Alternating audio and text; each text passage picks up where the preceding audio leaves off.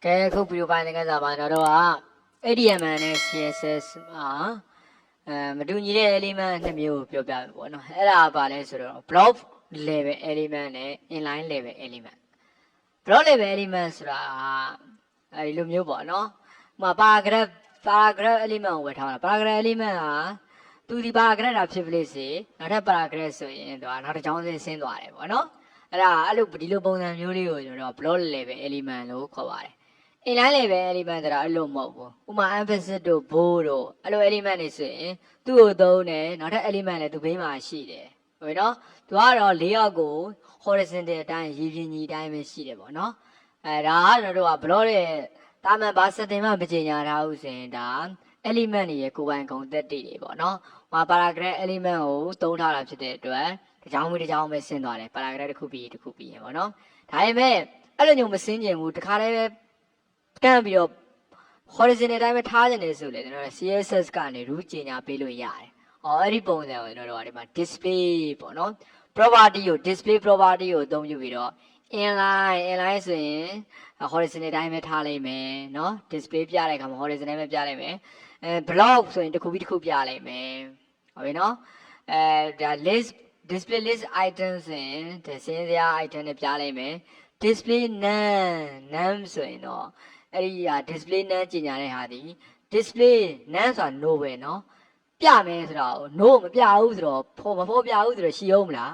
မရှိတော့ဘူး no bar element has no effect on layout မှာအဲ့ဒီ element ဒီ effect သက်ရောက်မှုမရှိဘူးမဖော်ပြတော့ဘူးအဲ့လိုပြောတာเนาะအဲ့ဒါက display inherit ကြတော့သူက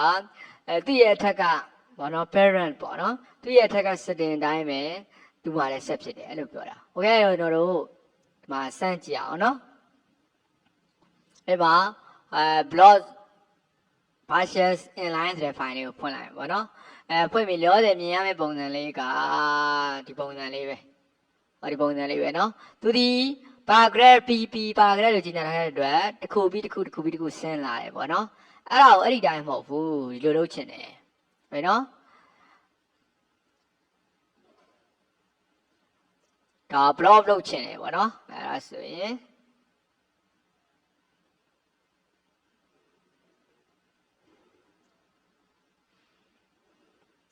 ပြပါ CSS တစ်ခုရေးလိုက်မယ်ပေါ့နော် P လို့ရေးလိုက်မယ် P လို့ရေးပြီးရင်ဘာလို့သုံးမလို့ဆို display ဟုတ်ပြီနော် display ဟိုမှာတွေ့ပြီ display ပါမှာ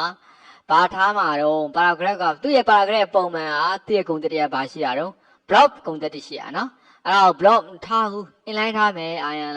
inline ထားလိုက်မယ်ဟုတ်ပြီနော်ကဲအဲ့ဒါကိုsave နှိပ်လိုက်မယ်ပေါ့နော် save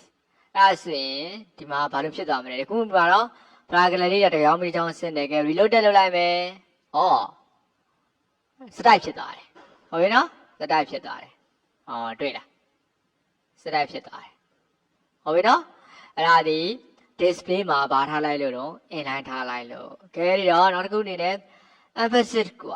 တွေကိုတော့ block ထားကြည့်လိုက်မယ်နော် emphasis တွေကို block ထားကြည့်လိုက်မယ်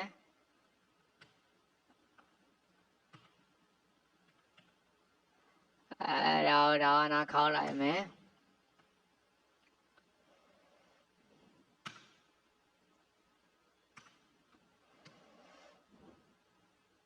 display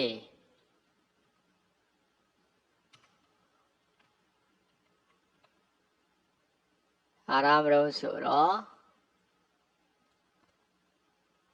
block ထားလိုက်မယ်နော်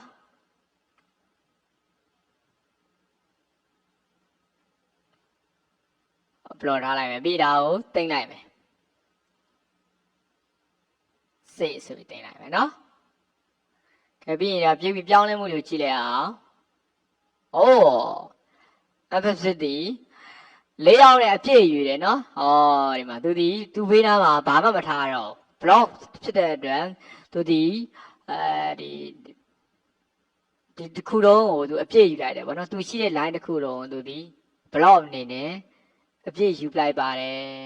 ဟုတ်ပြီနော်အဲ့ဒါဒီဘာကြီးညာလိုက်လို့တော့ display မှာ block ဆိုပြီးတော့ကြီးညာလိုက်လို့ဟောတယ်နော်ကဲဒီကတော့နောက်တစ်ခုကြီးညာကြည့်လိုက်အောင်နော်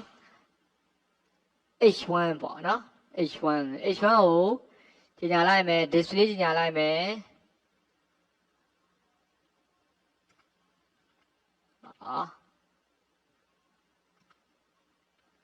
display ကိုဘာကြီးညာလိုက်မလို့ none ကြီးညာလိုက်မယ်နော်none ကြီးညာလိုက်မယ်အဲ့ဆိုရင်ဘာဖြစ်သွားမလဲတော့အားကိုသိမ်းလိုက်မယ်နော်ဟောဒီမှာကြည့်လိုက်ဒီမှာ display ရှိသေးရနော်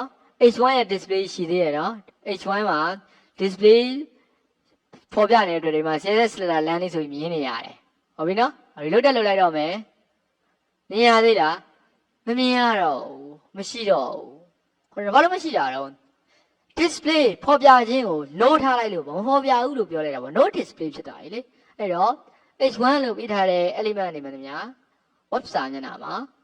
မရှိတော့โอเคနော်ခဲဒါဆိုရင်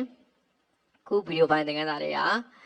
HTML နဲ့ CSS မှာပါဝင်တဲ့ element တွေမှာကိုယ်ပိုင်ဂုဏ်သက်တွေလေးရှိပါတယ်အဲ့ဒါတွေက block ဂုဏ်သက်တွေလား inline ဂုဏ်သက်တွေလားဥပမာ paragraph တွေဆိုရင် block ဂုဏ်သက်တွေရှိတယ်ပေါ့နော်ဒါ emphasis တို့ bold တို့အဲ့ဒီကျတော့ inline ဂုဏ်သက်တွေရှိတယ်သူတို့တွေဘယ်လိုပဲရှိနေကိုက CSS ကနေပြီးတော့လိုချင်သလို display ကြေညာလို့ရတယ်အဲ့ဒါလေးကိုပြပြချင်တာပါโอเคနော်